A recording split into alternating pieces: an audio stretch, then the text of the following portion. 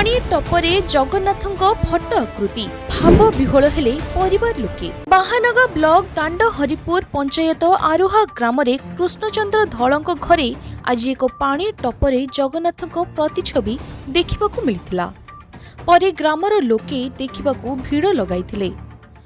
परिवार पक्षरु कहिबा मुताबक एक पानी टपरे जगन्नाथଙ୍କ प्रतिछवि देखा देइथिला। एहा एक भ्रम बोली भाबी टपरे थिबा पानी को फिंगी देइथिले। परे परिवारर जणे महिलांको अवस्था गुरुतर हेबारु से अचेत होई तळे पड़ी जाइथिले। परे परिवार लोके सब कथा जानिबा परे सेही टपरे पुणी पानी पुराई देइथिले। पुणी से चित्र सामना को आसीथिला। सेठारे एक आध्यात्मिक भाव सृष्टि होइथिला।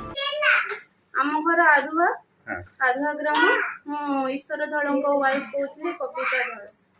कौन है घटना कौन जगन्नाथ मुझे जिते गाधेवाई आम ट्यूबवेल पाखे मुझे ट्यूब्रे सब गाधाए लुगा धुए से ट्यूब्रे लुगा धुआपाई जिते गली देखिली कि पानी थिला से पानी जिते मु फिंगीदेली फिंगीदेला मो देह हाथ केमती गोटे थरिला टाइप है हठात किना मो लक्ष्य पड़गला से ट्यूब भितर देखला बेलू जगन्नाथ चित्रटी मत देखाला। मुझे देखिकी आम घर समस्त को जनइली समस्ते आसिक देखिले।